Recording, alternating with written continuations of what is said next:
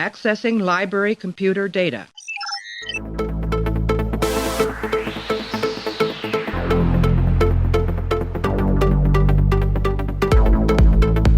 And to make sure history never forgets the name Enterprise.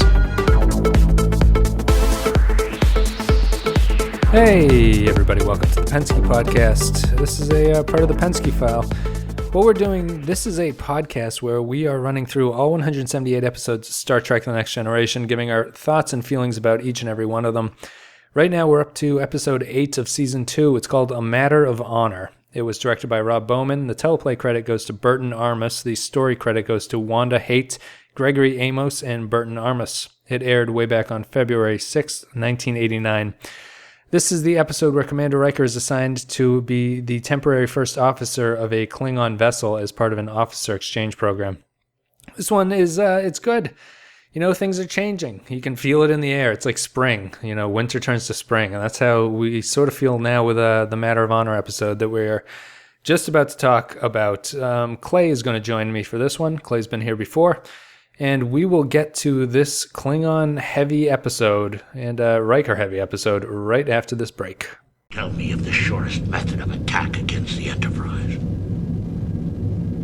I won't. You must. It is a matter of honor and loyalty to your oath. I will not surrender the secrets of the Enterprise to you.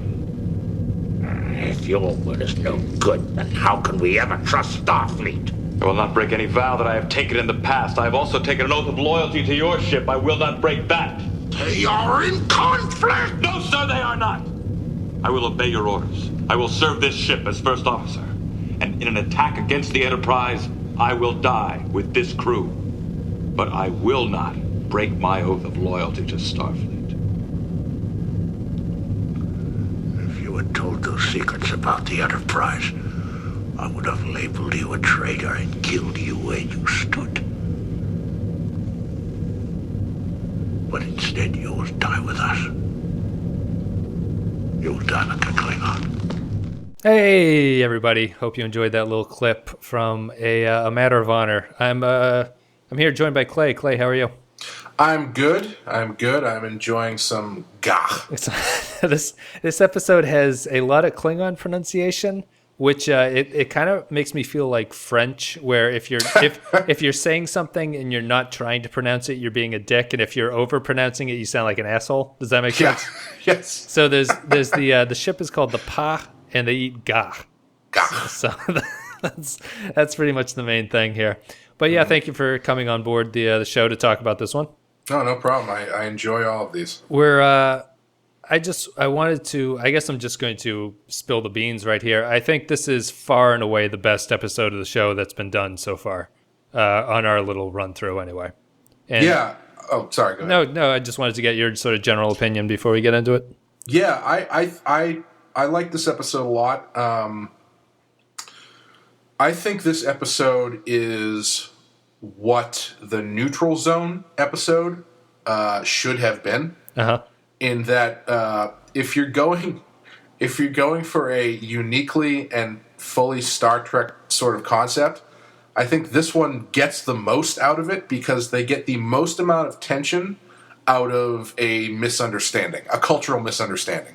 Yes, that's true. I wasn't even thinking about that. I thought you were going to go with because it feels like a Next Generation version of Balance of Terror in some ways too. Yeah. I can definitely see that. Balance of Terror obviously is much more. There is legit. Well, let's just put it this way: as long as Riker is on a Klingon ship, no matter what he says to that captain, he is not going to blow up the Enterprise. That's true. You know, I think that's why I kind of consider it a next gen, because where Balance of Terror is an original series that's purely plot mechanics. Yep. This one focuses on how the characters would interact in that situation, right? Which is a much more next gen-y thing. Mm-hmm. But I just, I really enjoyed this one, and this I feel like this is the first episode where I can actually look back and be like, that was a great scene. It's like I don't think this is a great episode in and of itself, but it's like it's the first one where I've sort of watched it and then thought about it, or even just remembered great scenes. Like I love the Riker kicking the shit out of the Klingon is like my favorite thing. And I think it's just... the Klingon played by one of my favorite lower level character actors, Brian Thompson. Oh, really? What else has he done? He was he had a few different roles on Buffy the Vampire Slayer. He's probably most well known, or generally known as the first guy that Arnold Schwarzenegger kills in the Terminator. Oh, nice. He's when Bill Paxton and the other punks are hanging out, he's the guy that goes, "Wash day, nothing clean, right?" And then he gets punched through the chest. He shows up in stuff all the time. I always liked. Oh, actually, no, I'm sorry. The thing he's most well known for is he's the alien bounty hunter on the X-Files. Oh, okay. There you go. Yeah, so he's certainly made his mark on the industry, huh? For these couple of decades. Yeah, well, this episode was actually directed by another Rob Bowman joint, who also was an X-Files guy. Yeah, it looked like a Bowman thing. I think the most directorial sort of thing to take away from it is when the Benzite Mendon is typing into the computer. Mm-hmm. It's shot very cool, where it's sort of a close-up of his hand, and then it's like seeing the readout on the screen of inconclusive, whatever he's trying to scan. It felt very X-File-y to me, or sort of like modern television and how that was shot. Yeah. I don't know if this is jumping too far too quickly, but from a directorial thing, the one thing I did notice about this episode is that the stuff on the Enterprise felt kind of flat to me. Yeah, yep. The stuff on the Klingon ship is great, but I don't know. There's just something about the staging and the delivery of all of the Enterprise stuff where it felt very dry and stilted. It's funny you say that. I think it's almost intentional because it's like I think it really highlights the difference between the two ships, because when the Klingon captain sort of decides that he's going to attack the Enterprise, mm-hmm. It sort of goes from like they're all yelling and it's hyper emotional and they're sort of like, "We will fire and destroy them," and then it cuts to Picard and Data just sitting on the bridge. Yeah. It's such a tonal shift of like the Enterprise is like just sort of all business, where the Klingon ship is really just hyper emotional. That's true. Yeah. And I thought it was just kind of a nice play off of like, this is how the two cultures are different. So I just, sorry, did you have something else you wanted to say? I was just going to say it does accentuate the viewpoints where the Klingons are preparing for imminent death, and the Enterprise is just trying to tell them that their taillight is out, basically. Right, yeah, essentially. And it's, I just thought that this one, I thought the script here felt really mature. Mm-hmm. And this is the first, I have some minor quibbles with this show, but mm-hmm. my quibbles are sort of, the reason I think the episode is so good is that my enjoyment out of watching it ignores all the quibbles, and I don't care about them. Right. I think, just to get them out of the way, my minor quibbles here would be, I don't really understand what the Benzites relationship to everything is. Yeah. Because go ahead. No, well, he's on this exchange program that Riker's mm-hmm. on, right? Yep. So Riker's going to a Klingon ship. It seems to me that the exchange program is between races that aren't in the Federation and the Federation. Yeah, I thought. But he's wearing a Starfleet uniform. Right. I thought doesn't Wesley? I thought Wesley made some mention of when he just proves himself to be completely racist and thinking that all Benzites look alike. Mordok, what are you doing here? You couldn't have graduated the academy already. I am not Mordok. I am Mendon. Ensign Mendon from the planet Benzar. Sorry. It's a friend of mine. You look just like him. We are from the same geostructure. Naturally, we look alike. How do you tell each other apart? We just do. He makes some mention of the one that he knows rising through Starfleet. From Coming of Age. In the episode where he was tested, he met he met someone who is he met another Benzite who I can't remember his name, was like Mordok or something. Oh yeah, I guess the whole point is that it's not him, and then it's some, because I was going to say the thing with him that stood out to me was how, Like, why would they? If this guy doesn't know the procedures, why would they let him into Starfleet to begin with? But right, that's the whole conflict. So, I mean, I think you could. They sort of shot themselves in the foot by having to have this scene where Wesley confuses him for another guy racistly. Yeah. Because if you had just made it another alien that we'd never seen before, you don't really lose anything. And I don't know why he's wearing a Starfleet uniform. He should be dressed in his uniform and serving on a ship, because exactly. If he's gone through the academy, why does he not know what Starfleet regulations are? Exactly, right. So it would make more sense because he says in the episode that he comes from a Benzite ship and they do things differently. Mm-hmm. And if he was a member of a non-Federation race that hadn't gone through Starfleet, it would be like, oh, well, you kind of fucked up, but it's understandable why you fucked up. And also, why does he beam aboard with a bunch of other Starfleet, ensigns or something? Yep. I mean, it seemed unnecessary, except to have that beat where Wesley confuses him with his friend. How do you tell each other apart? We just do. Although it was a nice way to dodge the sort of racist implement. Be like, well, we all do come from the same genetic structure, so we should look similar to each other. I feel like that should be any racist's argument. And like some celebrity gets outed or something, it's like, well, you do come from a similar genetic background. It would be very confusing to me. But I think the main thing that I'm taking away from this episode, and just from the rewatch in general, that I didn't appreciate in the show before, is how much I love Riker. he's just. I'm getting I'm getting a new level of appreciation for Riker and Picard. Yes, but you go first, and I'll tell you what I love about Picard. I think Riker is the character that every other cast member or every other character on the show probably wants to hang out with. Yeah, and all of his scenes with. I can't think of another character in the show that I wouldn't want to see a scene with Riker. Yeah, that's a good point. He's really good with Worf. Him and Worf had this like great little camaraderie going. I have studied and know everything about my heritage. Then you're just the person I need to talk to clear something up. It's been my understanding that one of the duties of the first officer of the Klingon vessel is to assassinate his captain. Yes, sir. Wouldn't that bring about chaos? Of course not. See, when and if the captain becomes weak or unable to perform, it is expected that his honorable retirement should be assisted by his first. Your second officer will assassinate you for the same reasons. The method of attrition must take a little getting used to. The Klingon system has operated successfully for centuries. Him and Data is always kind of funny. Yep. Because Riker always is a little bit amused. He's willing to lead Data down the wrong path to get the joke out of it. Mm-hmm. Him and Picard is always great. And it's just everything. Like, I was thinking, who else on this show would you send over to that Klingon ship? Like, who would make an episode out of it? And not jumpstart a intergalactic war? Well, probably nobody. That's the thing. I was thinking... Well, except for Worf, but I mean, what's the point then? Worf is no point. The only other person I could think of that I'd send over would be Data, and it would be a totally different episode if that happened. Yeah, I was thinking Data too, but yeah, I think there's... It would be a comedy. Yeah. Either that or it would jumpstart an intergalactic war.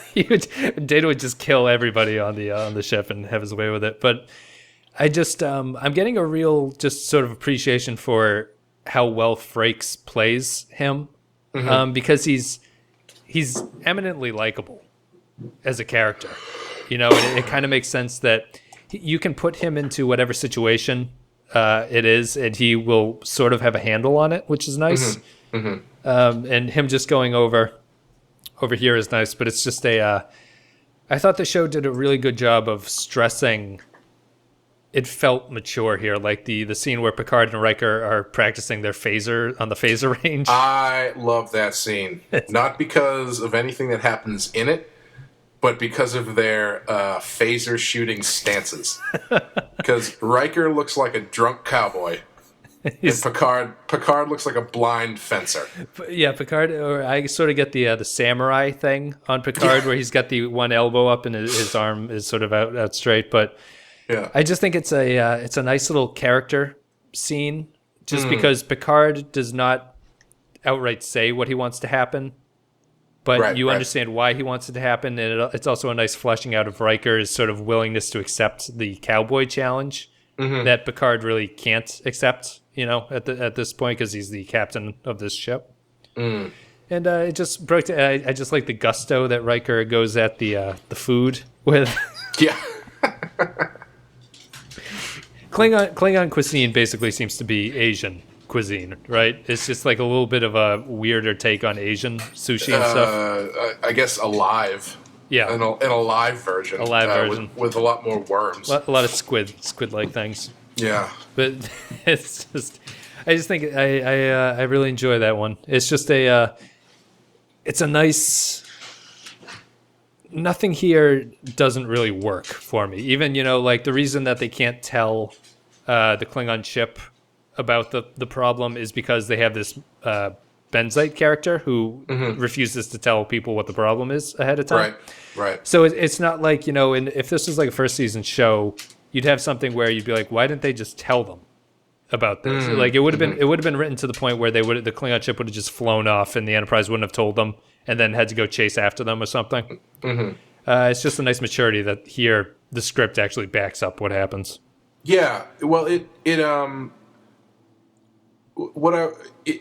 what I said before is it gets the most out of building tension off of cultural misunderstanding. Yeah. Which is something that in the first season they could not do to save their lives. Yes, you're right. I mentioned the neutral zone. The neutral zone is just basically 40 minutes of talking about nothing, and then the implication of not even having a conflict that implies violence. It's an implication of a conflict, right? That is then resolved with just being like, okay, well, we just wanted to tell you we're here. We'll see you guys later. Good to see you, Romulans. Whereas this episode, it effectively moves the story forward, using all of these cultural misunderstandings that is the basis of the episode without really shoving it in your face. The Klingon thing, I feel like in an earlier episode.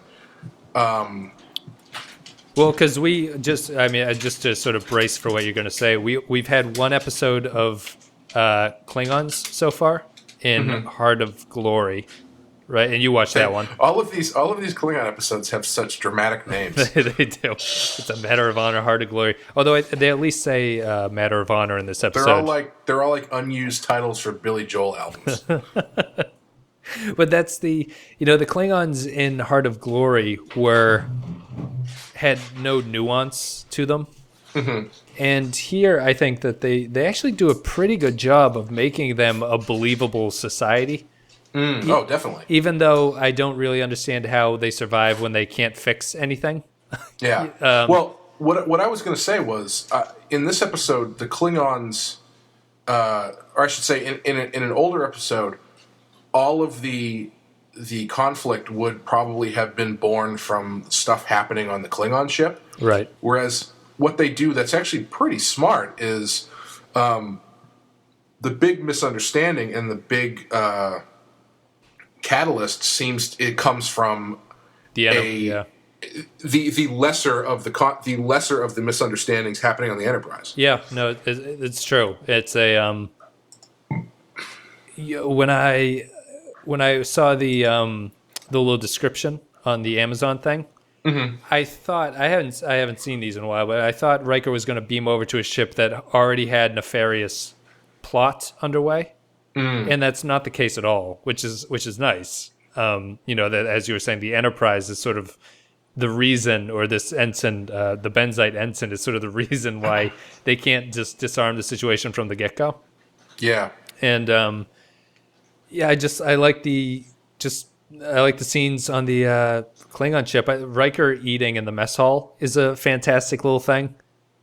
Yep. With the Klingons, they have the funny line about the breastfeeding or whatever. Riker's too soft to actually eat Klingon food. Which brings me to my biggest question: why did Riker not totally throw down for that Klingon three-way that was implied? Because in any other episode, he would have been like, "All right, I'll see you guys later. Here's the B plot. Riker has a 3-way. He just grabs a handful of gagh and walks out of there. Pours it over them like champagne. It's it was really it was just nice. Like they're actually playing it was the first time I think that the show has actually played a race that isn't so one note as to be sort of ridiculous. The Klingons are shown to be this sort of warrior thing that you couldn't really function as a real society, but they at least have a little bit of nuance to them. Yeah, I thought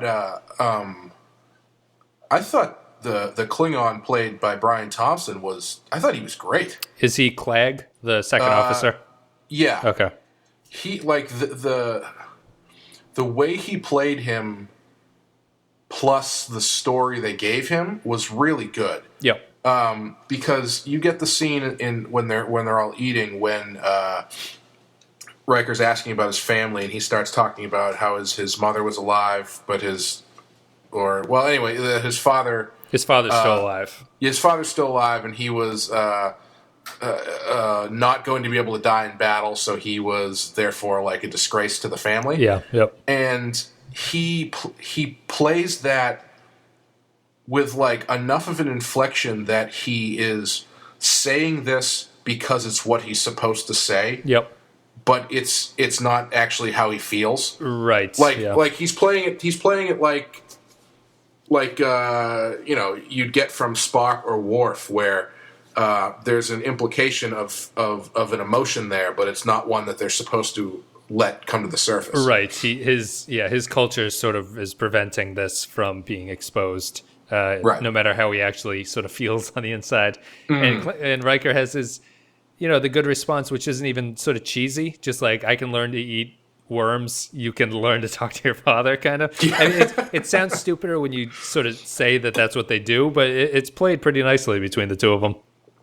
Yeah, I thought their whole thing was great, because, I mean, honestly, if this was I don't know, if this was written simpler, it would probably be that that second officer was, I don't know, sabotaging something, or you know what I mean? Like right. Where the whole interaction and the whole arc for that character is a change in philosophy, basically. Mm-hmm.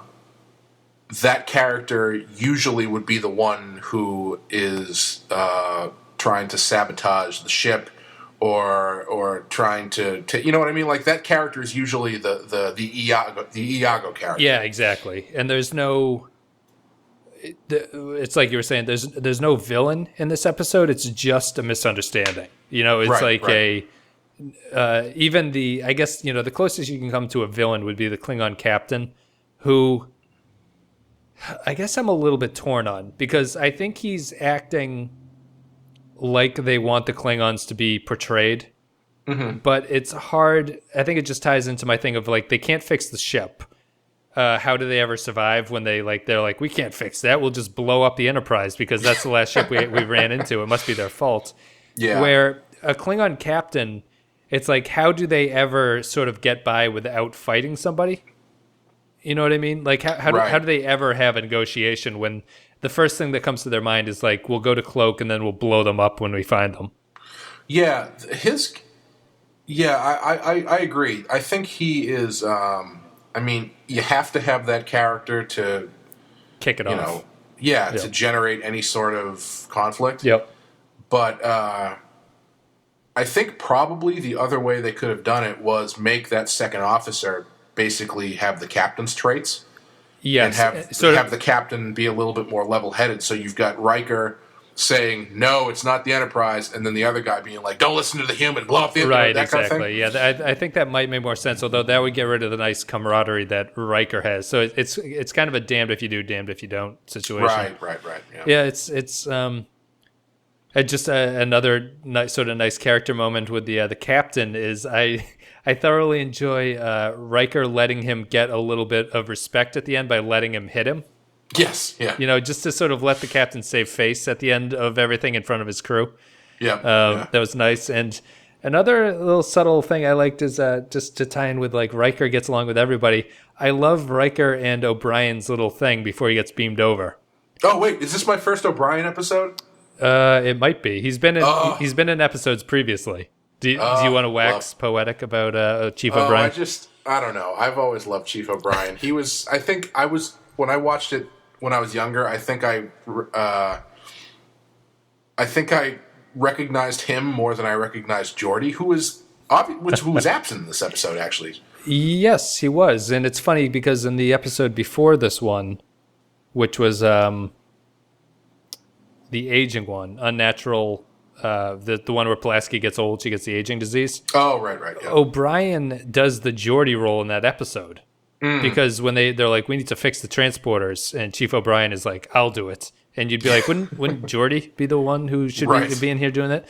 I just love, I think Colt Meany is a very strong actor for this series. Maybe not. Oh, he's great. In terms of like, global acting, he's probably not anything particularly amazing, but he's wonderful in this, obviously why he got his role on DS9. And I just, his little interplay with Riker, he's like, are you nervous? And Riker says no. And he's like, I would be. Yeah. Beams him over. Good luck, Commander. Thanks, O'Brien. I wouldn't want to go. Why? You're not afraid, are you? No, I'm not. I would be.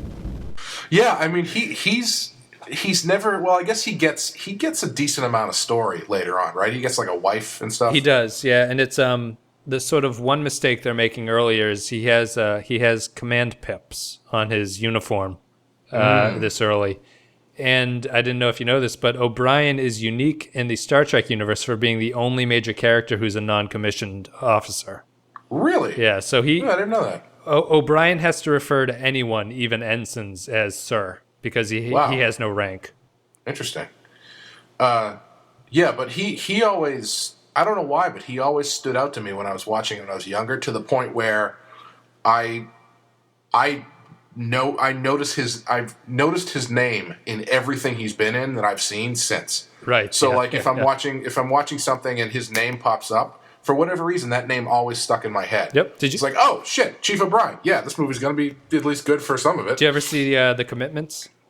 No, I haven't. He's in The Commitments. He's very good in that. It's if you like Motown soul music, it's a good movie for that. Ooh. But yeah. I think he's fantastic. He's popped up in a couple episodes previous to this one, but he's definitely starting to get play. I think they're trying to flesh out the supporting cast in the second season because he's always there. It doesn't seem to be the most exciting job in the world to be a transporter chief. As we learned from the fantastic comic strip Chief O'Brien at Work. He's just kind of standing there all day until someone wants to beam over, and then you have a inordinate amount of stress on you when things go bad. Mm-hmm. You're really just it's a lot of low lows and very, very high highs, I guess, as being transporter chief. Yeah, there's that, you get that one day where you transport somebody in the middle of a transwarp thing and, that's right. Traveling through a wormhole and pinpoint them into the bridge, and then the rest of the week is just checking the clock. Yeah, basically just standing there. He doesn't even have a chair. He just has to stand there. He's basically like a glorified greeter at Best Buy. Yep. And just to continue, just another couple. This episode is funny because I probably sound more praiseful than the episode deserves. I think it's sort of like exuberant to me to be hitting a point where the episodes are starting to make sense and be watchable. In terms of just like, I usually watch them twice, and this one was the first one I wasn't like, Jesus, I've got to watch it again. Like, it's just to get through it. For more character stuff, I really enjoyed Data as a first officer. For some reason, he's not particularly exciting, but he is totally reliable, I guess would be the best way to describe him as a first officer. Even just the way he sits in the chair. Yeah. with Picard. Is this the first time that he's done that? He's had command of the bridge, but this is the first time I think where Riker has just been totally off the ship. Oh, right. Okay. And I love Data sort of sitting in the way he spins around in the chair. Oh, right. Yes. Because he does it. He does it after the benzite. Yep. And he's like it's. He says, how did you come to this conclusion when he says he didn't want to tell him? The look, it's like a perfect example of the difference in acting styles between Patrick Stewart and Brent Spiner. Because where Patrick Stewart just kind of like gives him a head turn, Spiner turns the entire chair around. Just stares at him. Why would you do this? And, just to tie in the benzite, I loved every interaction with Worf that the benzite had. Yes, yeah. It's our first time seeing Worf because you never really think about it, but Worf is a senior officer. He has a whole team that sort of reports to him, and just the line with "You may impress me" is just fantastic. Well, that scene is my favorite Picard bit from this episode, and it's the thing that I've touched on a bit on past episodes, but I really have been noticing the way Picard, or I should say Patrick Stewart, underplays annoyance or misunderstanding. Yeah. Or, you know what I mean? Yeah. Like, that scene when he's on his way out and the benzite, I can't remember what they're called. I think they're called benzites. We might have been calling them the wrong thing. The potassium benzoate guy stops him and gives him the thing. He's got this look on his face that's like that look on your face that you get when your neighbor wants to talk to you for 20 minutes when you're already late for something. Yeah, right, exactly. And he's like, "What the fuck?" Yeah, I think it's like it's interesting. Like he's looking around, goes like, "Is anybody else seeing this? Why is nobody stopping this guy from talking to me? I'm the captain of this ship." Are you talking to me? Are you talking to me? But it's it's sort of an illuminating character bit for Picard, because Picard is probably not and they do this later on in the series. Picard is not really approachable by the lower ranks. In later seasons, they really sort of stress that, where people are uncomfortable talking to him, and you really only see him talking to his senior officers who have more of a comfortable rapport with him. Which is really strange. I mean, I've started to notice that a bit too, but it's so strange noticing that in a show.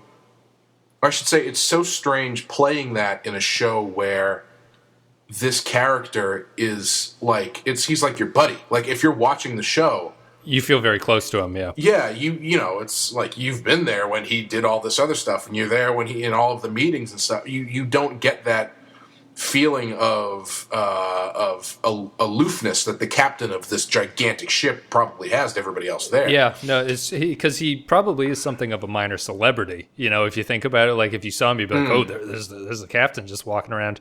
But like even if he goes into 10 forward, it's not like Guinan is in any way impressed that the captain has shown up. Right, He's like, yeah. "Oh, hey, Captain, what's going on? Do you have something you need me to advise you about?"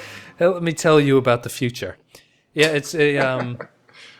I think it's sort of an underappreciated difference between Kirk and Picard. Kirk would be everybody's buddy, and Picard is much more aloof than that, which is... Yeah, I was just going to say, I think you get... I think that helps in adding to a much better sense of the amount of people who are on this ship. Yeah. Versus the original series, where...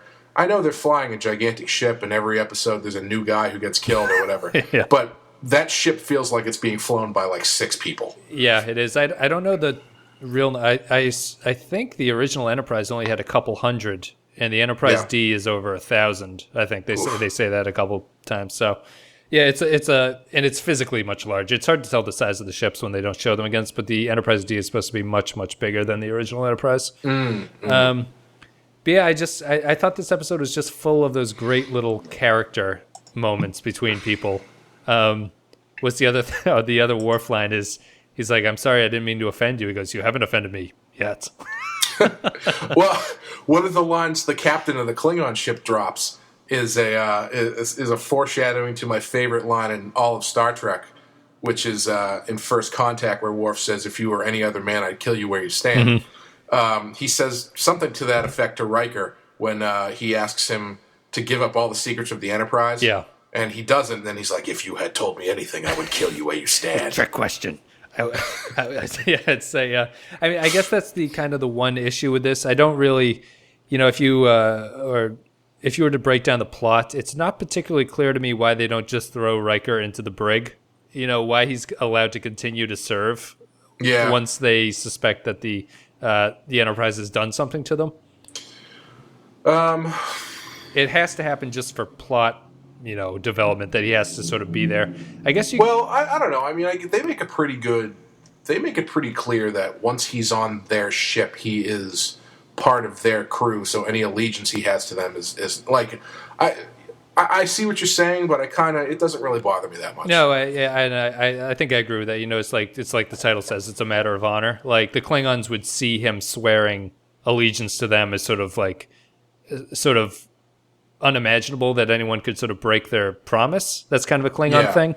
And also, the captain makes a good point of saying, well, doesn't matter what you did, now you are going to die on this ship. Right, yeah, so irrelevant as to how you can sort of impact things. Right. Yeah, no, that's true. It's it's interesting, and even just the final character beat is Riker sort of forcing the Enterprise to surrender to him. Oh man, that was the point where he comes on screen and says, "This is really William Riker of the Klingon ship Pod, demanding your surrender." I was like, yes. But he's been waiting his entire life to say something like that. That was really good. He's always going to hold that over Picard. Be like, you remember that time I made you surrender? That was pretty awesome. It's a super, super solid episode. I like this one. The reviews online have just been pretty much the same. People considered it, I think Tor gave it an 8 out of 10. AV Club gave it an A-. I think it's really, really solid. I think this is the first good episode that I haven't had to hedge with you got to kind of go with the times. It's weird because it's one of those episodes where I was watching it and I was thinking about it, and afterwards I was like, man, I mean, if you want to really get down to it, nothing really quote unquote happens. No. But but while I was watching it, it wasn't one of those ones where I was like, man, there's nothing happening in this and it's terrible. It was like nothing's happening really, but the stuff they're getting is really good. Right. It's all that interest. It's all the interpersonal character stuff. Right. And right. Yeah, they're really starting to get into that stuff. And I sort of have I was thinking about how to define this episode, and I first thought that I really have a soft spot for high concept Star Trek episodes. I sort of love them. Like pretty much all the high concept episodes I really enjoy, even the ones that are objectively terrible, like Genesis in season 7. So I like high concept, and this one it's sort of high concept, but it's also really character based, which is sort of at odds with each other. If people aren't familiar, high concept is basically the idea that a movie, if you were pitching a movie, you could summarize it in like a sentence, and they'd be like, "That's the movie right there." Like, right. Like what do they describe? The famous example is like it's Jaws in space or something. That's Alien, right? That's how they pitch. Texas, yeah, more or less. I think that's how they pitched Alien. Would be it's Jaws in space. Yeah. Which is super high concept, and this one would be Riker gets a posting on a Klingon ship. Like that's the whole thing. But it's defined just by the character work that works, and that's what Next Generation is really eventually going to become. Yeah, it's that sort of high concept stuff for a show like this is I think they're getting to the point where those concepts written out so simply can generate stories based on the characters. Like one of my favorite, possibly my favorite show of all time is The Simpsons. Mm-hmm.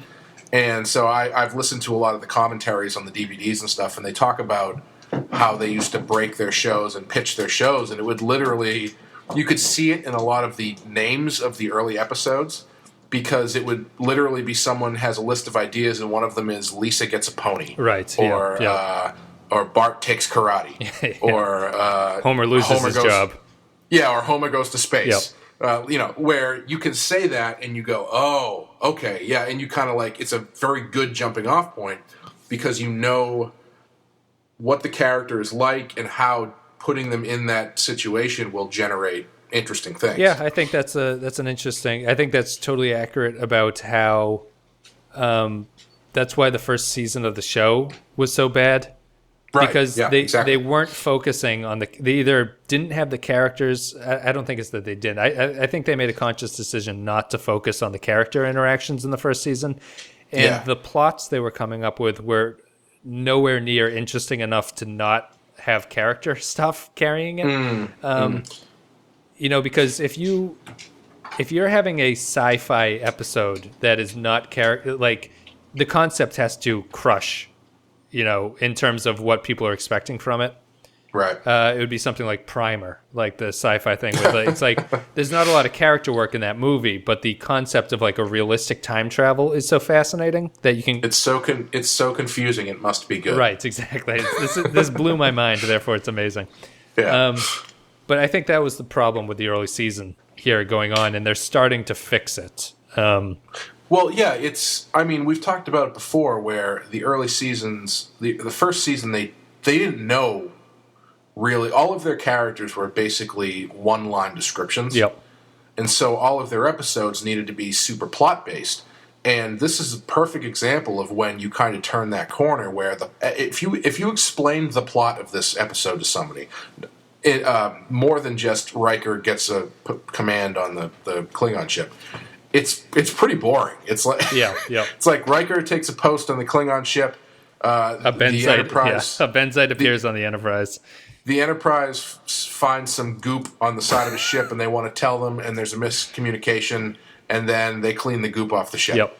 It's like that. That's not an interesting plot. So but the character work they're doing is there, so they can do really good things with the characters inside of a mediocre or a lackluster concept. Whereas in the first season, you've got your really what if we go to what if we go to a planet that's run entirely by women? Right. And by the way, I'm never going to stop referencing that episode.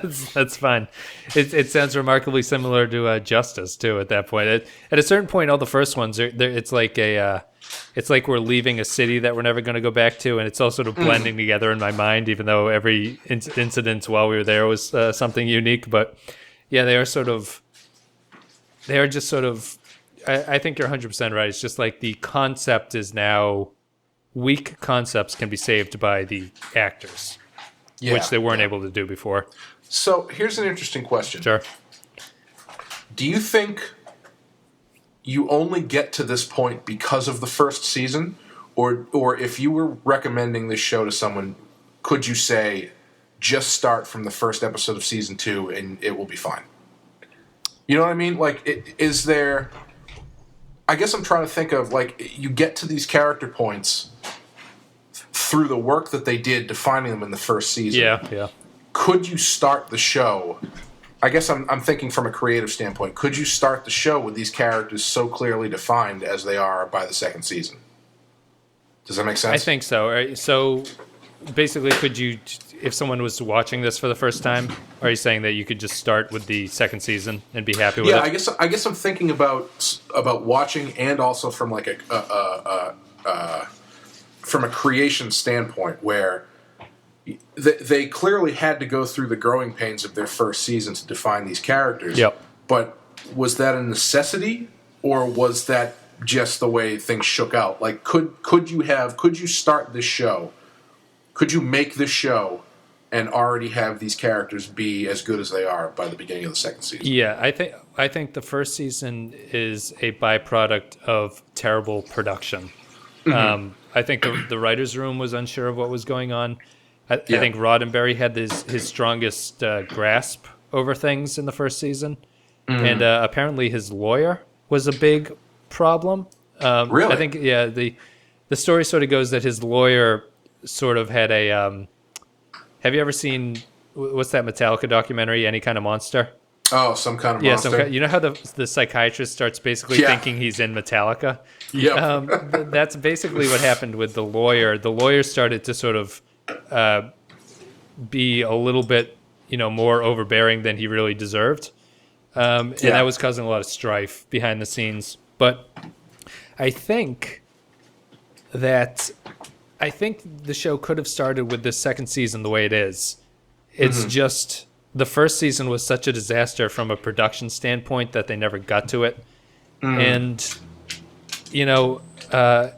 if you were starting the series, I think you could start with season 2. I think you'd only really have to watch Encounter at Farpoint. Yeah. And because that's Q. You'd really only have to watch Encounter at Farpoint, I think, because that introduces why everyone's on the ship, and it introduces Q, who's arguably the only important thing that came out of season 1. And it's probably better to just skip Tasha Yar than have to deal with the agony of losing her. Yes, although there's an argument for you that the first season makes yesterday's Enterprise that much greater. That's true. Oh yeah, I mean, yeah, it has to, I guess. Yeah, so it's a tough decision because yesterday's Enterprise would not nearly have the impact that it does if you hadn't been familiar with the R. Right. When does that happen? Is that like season 3, midway through? Season 3. Yep. So that's it. I'm going to give this one a 4 out of 5. I would show this one to a non-Star Trek fan, and I think they would enjoy it. Yeah, I would agree. I think it's it is the first one I've watched. I think that's why it's after it was over. I did feel like I had. The quality kind of blew by me a little bit because, like I said, it feels like an older first season episode where there's not really a quote unquote plot. Right. But then I was like, wait, but everything that they did was really good. Yeah. Yeah. So I think I would agree. I think it's the first really solid non-gimmick episode that they've done. Yeah. Yeah. It's interesting, and the one after this, Measure of a Man, is also a very, very good episode. So, also an unused Billy Joel album title. Absolutely. Commander, you're not eating very much. Not that hungry. Is the food all right, Commander? It's delicious. Pythia's claw was excellent. I also enjoyed this Breguet lung. And the roe keg blood pie? Delicious. Good. Then you'll also enjoy this. Isn't that gagh? Very good. You did some research on our nutritional choice. Yes, but... still moving. Gagh is always best when served live.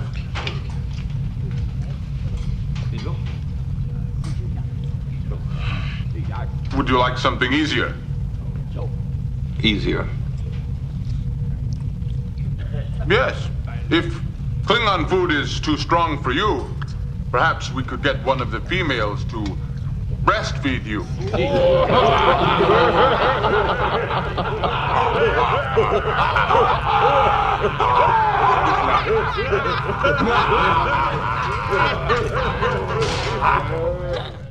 Oh, boy. Well, thanks, Clay. Thanks for joining me again. Thanks for having me. And, do you have anything you want to plug on here? We're doing our Prisoner podcast. Yep. Wes is kind enough to sit through 17 episodes of my favorite sci-fi show, The Prisoner. You can find that at backinthevillage.com. We go through each episode and talk about it, much like we do with Star Trek here. You can follow us on Twitter at Prisoner Podcast. And, I think that's it. Absolutely. Well, yeah, thanks again. And this is a solid 4 out of 5. The show's turning. I can feel the wheels in motion. Things are getting better. And the second season is interesting. I'm looking forward to my sort of wrap-up at the end of the season about what I think, because the second season is odd. It might be the oddest season out of all the all the ones that the show had. But yeah, I haven't watched enough of them. I haven't watched enough of them from season 2 yet to really kind of get the unevenness. Yep. Really. Yep. But yeah, it wouldn't surprise me because, I mean, if they're if they're going through their adolescence, so to speak, there's bound to be a lot of pimples. It's true, and they're it's not even really. There is unevenness, but there's also a sort of startling mediocrity to a lot of them. Like it's like. There's nothing really wrong here, but I don't want to watch this one again. Yeah. Which is almost worse in some ways than the season 1 rewatch. So it's interesting. I'll have to watch it all the way through. But cool. Thank you very much. And yeah, guys, I'll be back with Measure of a Man, and someone will help me talk about that one. It's also a good one. And if you enjoy the content, you're watching on YouTube, a like and a comment's appreciated. If you're on iTunes, a rating and review is always very much appreciated. Thank you guys for listening, and we will be back with Measure of a Man. See ya.